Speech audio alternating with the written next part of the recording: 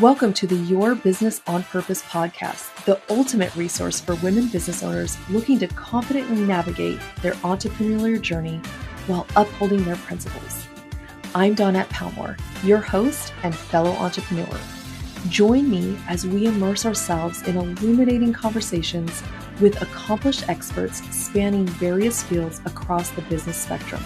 Together, we'll unearth strategic insights into seizing opportunities and ensuring that your business is equipped with the essential elements aligned with your purpose and values. Hello, everyone, and welcome back to another episode of Your Business on Purpose podcast. I am your host, Dawnette Palmore. So starting a business is exciting, but let's be honest, it's also very hard. It takes vision, grit, the willingness to push through when things don't go as planned. Every entrepreneur faces seasons of struggle, whether it's financial stress, unexpected challenges, or moments of doubt. And in today's episode, we're going to talk about how to build a successful business from the ground up, and more importantly, how to keep going even when the road gets tough. You'll walk away with practical strategies, encouragement, and real-life insight on what it really takes to sustain business through both the highs and especially the lows. But before we get started, let me introduce you to my guests. And if I mess up her name, I'm very, very sorry, but I'm going to Padideh Jafari. Yes, that was perfect. You did it. Okay.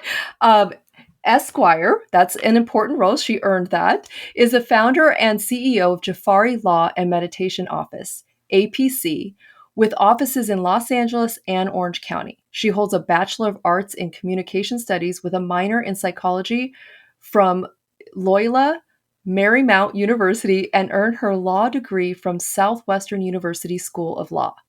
Her early legal experience includes serving as a judicial extern for the Los Angeles County Court and clerking for the Los Angeles District Attorney's Office in the special units handling child abuse cases.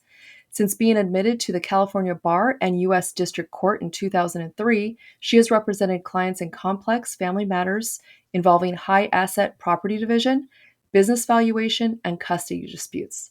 Alongside her practice, she has taught as an adjunct professor, is recognized as a skilled family law litigator, and co-hosts the Narcissist Abuse Recovery Channel podcast to support individuals navigating divorce from narcissistic partners. Welcome to the show, and thank you so much for being here. Thank you for having me. I did want to say, though, it's mediation. I don't do meditation. Oh, I'm so sorry. Although I should do meditation. I think I should offer that for my divorcing clients. But yes, Probably could use it. They definitely could. Awesome. Well, thank you again for being here. Tell us a little bit more about you and what you do. You've seen some ugly stuff. Oh, yes. So I don't think anyone really goes to law school to be a divorce attorney. I just happened to, I knew I wanted to be a lawyer since I was 5 years old. And so I pursued that path, and that was the only path that I pursued. Went through the schooling, always worked for different law firms. And after I graduated law school, I had a really great father that was like very entrepreneurial himself. And he said, you have to start your own law firm. You don't want to be working 80 hours a week at these like bigger law firms. And so I did have the privilege of having him behind me, so to speak, and like kind of championing opening up my own law firm. But nobody goes into family law. They just don't. It just kind of, it's always like by accident. And with me, I was working for a divorce attorney at the time, actually in Woodland Hills, California. She has actually since passed, and her daughter now runs her firm. So I was able to talk to her daughter that I used to work for her mom, which is crazy. Wow. And so this was like, 25 years ago. And I just kind of was like, I can do this, I can help people, and, I'll start it and then kind of see where it goes from there, and then never really looked into anything else. So we do a little bit of estate planning, but the bulk of my practice is family law and divorce. Okay, that's good because we unfortunately we do need it. And then you have a podcast about narcissist abuse recovery channel, which seems to be um, unfortunately just everywhere. Yes, yes. It's like another necessary evil that we need to talk about, unfortunately. And it feels like, when I started my practice 22 years ago, we weren't talking about narcissism. Mhm. But I feel like with this millennial generation, people just want to talk about mental health more, which is such a blessing. I Yeah. wish we had that 22 years ago when I first started my practice, but it is also used as a catchphrase for like just a toxic person. But Yeah. we know that a true narcissist, like, it's within the DSM-5, and there's specific traits that make someone a narcissist. So when a client comes into my office and says that their spouse is a narcissist, I just say, okay, well, let's see, give me examples of what this looks like, because obviously I can't diagnose anyone. I'm not a psychotherapist, but I don't invalidate what they're feeling and what their Yeah. experience was. Yeah. Yeah. That's awesome, that you're able to help them in that manner because it's like I said, it's too much. Okay, so when someone is just starting out, what is the most important thing they should focus on when setting up their business for success? So I feel like they need to quickly get a mentor. I think Mm, mentors are invaluable, because you want that someone that has already done what you're trying to do, somebody that's done it successfully. You want to learn from them. mhm. And I actually have two mentors. I have a mentor that kind of champions me every day, which is my which is my husband. He's 10 years older, so I can officially say he's my mentor. And then I have a mentor that's a judge. She's actually a judge in Beverly Hills, and we go to lunches and we talk about just the stress of you know being a practitioner, being a litigator. What does that look like? I mean, nobody's going to understand that more than a judge because he's already been a lawyer for a number of years. So that's really, really helpful, I think, to find a mentor. And none of us is reinventing the wheel, right? So if Right. someone's done it before you, just reach out to them. You would be surprised how people are willing to help you, kind of start your journey into anything that you want to do, entrepreneurship, or if you want to write a book. Like, a lot of people tell me to write a book, and I'm like, okay, let me go find a mentor for that, because I've Yeah. never done this. And the judge that is my mentor has never done this. So I think mentors are important. Secondly, I feel like accountants are important when you're setting Mhm. up your business.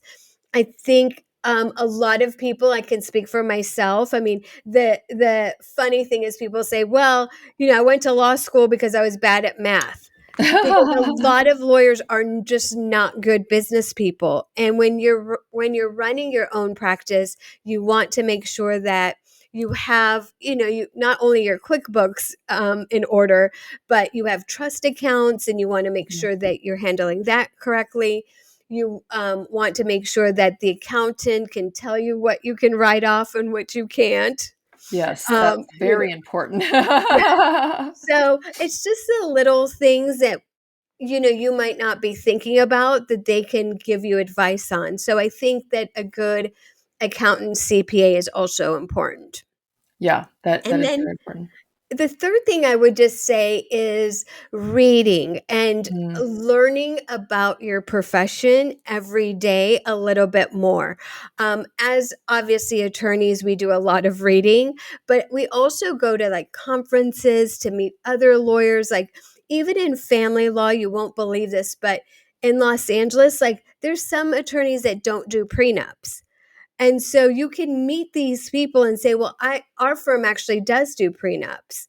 And so don't look at them as, oh, they're my competition. competition.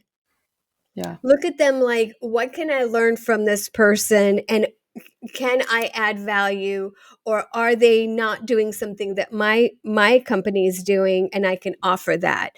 So that I think is really important as well, is just learning every day. I mean, now we have no excuses because we've got books, YouTubes, shows like yourself. I Yeah. mean, this is not like a plug, but it is a plug to listen. I mean, I listened to some of your previous shows before becoming a guest, and I was like, wow, she has offers so much valuable insight that I wish I had it, 22 years ago. Yeah. We So, all do. yeah, we and so, things like that, just be open to learning because you don't know it all. Yeah. Yeah. I love that. And we do have to look at people like that, even in the same field, that it's not competition, but it's collaboration. Exactly. Um, And as Go you ahead. can imagine, that's hard to do with attorneys, right? Because with attorneys, by nature, we're competitive, we want to win, right? But there's a way to go about it where you can say, not at the event, obviously, but say, get their card, ask for their card, and say, can I take you to coffee or drinks? And I just want to see if there's any synergies. There might not be, and that's okay. I remember early on in my career, I think I had been at an attorney for 6 months, and a really, really old school attorney took me to lunch. And so I remember we were sitting there and he said, well, this is what I can do for you, but what can you do for me? And I sat there going, I can offer you nothing. Like, I I literally am like 6 months into my practice. Like, it was just such an odd question because I can't imagine now as a seasoned attorney asking that of someone that's like only, 6 months in practice. But so you will find those types of people, but don't get discouraged. Like, I remember I came home that day and I was like very discouraged. Like, what can I do for him? Because it actually added more pressure on me. Yeah. Because I'm like, I was trying to like say, well, let me think about it. And I, came back with nothing, by the way. And I didn't use him, but that's okay, just to keep going. And then there were people that said, you know what? We don't do like starting out, you can't obviously do the high net worth clients because you don't have the infrastructure in your firm. So they're like, well, we have some cases that we don't do because they're too like, the couple doesn't have that much money, and so but you could do it and you could start those cases, and so that's what I did. That's awesome. So it's like That for was a win-win, right? yeah, absolutely. And like for sales, it's the same thing, right? You get your first 5 to 10 in the door and you're like, okay, I got this. Yeah. That's awesome. I love that. So, yeah, mentors are a huge, huge part of being an entrepreneur or a business owner because even, yeah, they were there to help you start out, but tell us a story about how they helped you when things were down. So believe me, I still speak to my mentor that's a judge, and I talk to him about the frustrations that I have. And you can imagine in high conflict family law, Los Angeles and Orange County, which have those two places have the highest divorce rate at like 62%. Oh my gosh. So you can imagine the type of now, granted, because I have my own law firm, I can pick and choose my clients, right? So I always say, we don't represent narcissists. We don't represent clients that lie to us. We just don't. Because it's hard enough. The process is hard enough to get a divorce. Now we don't want to be like, finding out that our clients are also lying to us. Yeah. But Makes it hard to fight for them. yeah, but the vetting, so we do a lot of vetting early Okay. on before we Okay. accept a client. You don't, by the way, have that opportunity if you work for a big law firm because you get, 100 to 200 cases and you don't have a choice, Yeah, you right? get what So, you get. yeah. So if you're a business owner, that's I would say one of the benefits is you get to work with who you want to work with, and not always early on. Because I remember early on taking on cases that I was like this is going to be a battle and I'm never going to get paid enough for my mental health. But once you start the business and you realize like vetting is a huge, like it will save you later, because now, as you know, with like Google reviews, Yelp reviews, you don't want a problem, right? You don't want a problem client, you don't want a problem customer. So be very careful that you are a corporation and treat people the way you want to be treated. Yes, yeah. In all situations. But I love that you got, even though in the beginning, thinking about what I do for a living and taking on clients that we necessarily maybe didn't want to, but we got that experience. And through those experiences, you learn how to identify things, and you also learn who you do not want to work with. And that, experience is everything. And if we can't glean off somebody else's, we can at least have our own. Right. Right. And that's the mentor, that's they'll give you that, right? Yeah, So yeah, they'll hopefully, if you're, with my mentor, like we'll go for a walk. We always do the same thing. We go for a walk and then we go and have lunch. And it's just like sometimes I'm like a deer in headlights. I'm like, I don't even know where to start. But like he understands the frustration. And yeah, so that's why it's important to get a mentor in your field so they understand what, my yeah, husband's not a lawyer, but he's in private wealth. So he understands like the financial aspect of it. And like when I say I need to get a forensic accountant for a case, he understands that. I'm like, the forensic accountant hasn't come back with their report yet. Like he gets that frustration. And yeah, yeah, or they're asking me for X, Y, and Z. Why do they need it? And so and it's really hard. I just want to acknowledge that it's really hard when you're first starting out to ask for help, because you don't it's like almost like a pride and ego thing. You're thinking I can do this on my own and I don't want to show weakness, but it's actually a strength to reach out for help. That means like you want to survive because you're reaching out for help. yeah. Yes, and I think it goes back to what you said earlier, is that you can't know everything. And we even, what do they say? It's 10,000 hours before you become a professional or an expert, right? That's a lot of hours in a long time. So again, we can't know it all in every situation, which is why we need to have people around us. I say wise counsel, and that can go to deeper things, but I love this conversation because this is what this whole podcast is about, talking about the hard things of business, because a lot of people don't have those conversations. They make business look, you always see people, oh, made $10,000 in a day. It's like, first of all, that's probably not true. Um, and, it's not that easy. You're not showing us the work you did to get to that $10,000 day. It was a lot of crying, a lot of, wanting to quit and all those things. But that's why I like to be real here and get those real stories, because even though we know that there's, millions of business owners, we still feel alone sometimes. And we could still feel like we're on an island. And especially now with more people going, working from home, you're not going into an office, you're not having that interaction with human beings. So it's even more important to make sure that we're having people around us to help us, and that we're not knowing it all. So I love that. So what are some,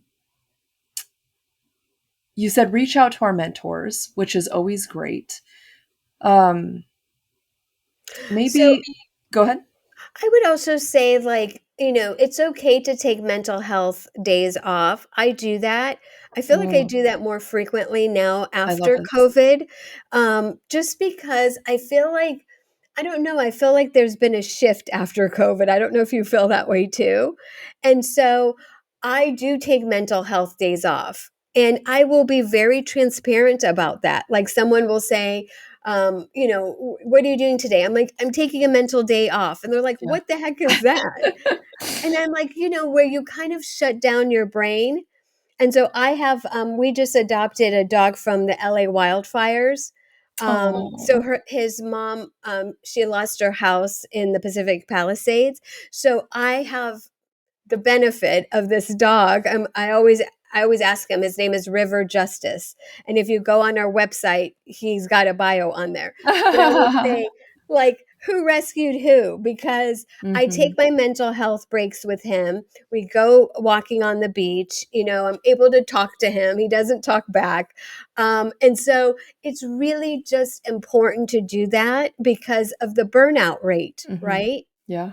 There's a huge burnout rate in with entrepreneurs. So just to take that mental health break, and even if that means going to see a family member that can just pour into you, because we're always pouring out to people as Yeah. entrepreneurs. So don't be afraid to do that. And then I wanted to address one other thing you said about these influencers. You didn't use that word, but we see that on social media and TikTok and everything, like, oh, we've got this and this is most of that stuff, by the way, is not true.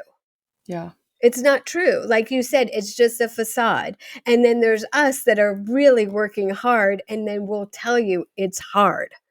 Yeah. We'll tell you the truth. Like, it is hard, and you're going to need to want it bad enough. And Mhm. you're going to need to put your pride aside and ask for help when you need help, and make sure that you are conscious of your mental health. Yeah. Go I get a love that. massage. Oh, Go get, I go won't get a argue with you about that one. go get a sometimes for me it's like, okay, after a long day of work, like, I'll just go get a pedicure Yeah. because I just need someone else to feed into me the way I've been feeding into my clients all day for 10 to 12 hours. No, that's very true, and it's a very valid point because we are pouring out all day. We need to get something poured into us. And that's great. And even with the dog, you're probably also giving him or her, it's him, right? Yes. Mental health release because of the trauma he's been through. Yes. Well, he still doesn't go into the kitchen. So there's Mm. something about the kitchen, and I don't know what it is. It's like either the microwave or the sizzling, Maybe that's or where the fire started yeah, or in the his home. oven or something. There's like he always goes outside, and it's so sad. We just like look at him, we're like, we don't know what to do. Yeah. And so sometimes if I'm cooking, my husband will like literally hold him. And it's been 5 months that we have him.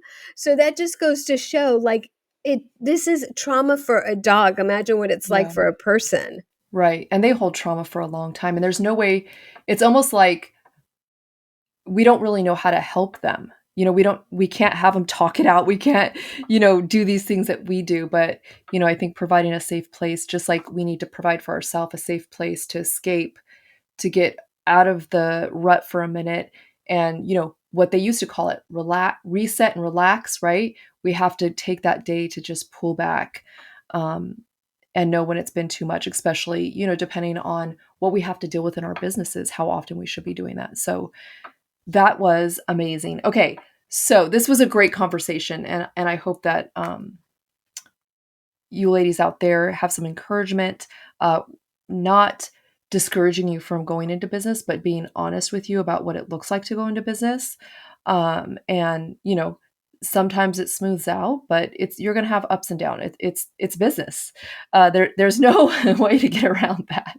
But Yeah. thank you so much for being here with us and sharing your experiences with us and your tips, because I mean, if you get a mentor, that's going to be a game changer. So if someone says, hey, I just want to connect with her, I want to follow her, or maybe they need an attorney, or they need some help navigating the situation they're in, how can they find you? So JafariLegal.com is our website, and we're on Instagram. It's still Jafari Legal, TikTok, Threads. I don't know, like Threads was something new a couple months ago. Threads is actually the only social media that I put my own like comments and I put Okay. my own thoughts on. So if anybody wants to know what a divorce attorney is thinking about at 2 in the morning, go on Threads. Um, and then the Narcissist Abuse Recovery Channel is a new podcast that a really good friend of mine and I started. and we're like season 4. I can't even believe it. But Wow. so narc.podcast is the Instagram. It's just wonderful. It's wonderful to help the community understand, you know, it's hard to make them understand the law. So it's easier to talk about mental health and make them understand, like, you need to be careful about these people because they do ruin lives. Yeah. And so, they could be your neighbor, your coworker, your spouse, your parent, so that's that podcast is actually like my passion project, if I I could love say that. Yeah. that. That's awesome. So, but I really, I don't want to discourage anyone from starting their business, because either you're working for yourself or you're building somebody else's dream. Mm-hmm. So, but just what we're saying, I think, is just take it slow and make sure that you're building the correct way with, like the accountant, like I mentioned, the mentor, mental health days off, all those things. Because if you follow this model, you will be successful. And Yes. it's much better to work for yourself than, an employer, in my opinion. Yes, absolutely, 1000%. I agree with that. And if I even think about going to work for someone, I'm just like, probably going to get fired pretty quickly. Well, thank you again for being here. And as we wrap up today's episode, remember, conducting business on purpose not only fuels your success, but it also propels you towards a purposeful life. So thank you for tuning in. And until next time, embrace your journey of intentional business and purposeful living.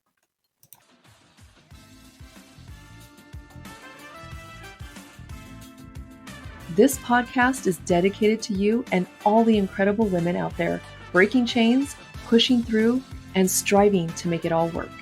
Your support truly means the world to me. Could you do me a favor? Be a gem and leave a review. It will help us reach even more women, making a bigger impact. Your feedback is invaluable, and I would genuinely appreciate it. Don't forget to hit that like button and subscribe, ensuring you never miss an episode. Until next week, live a purposeful life in both your business and your finances.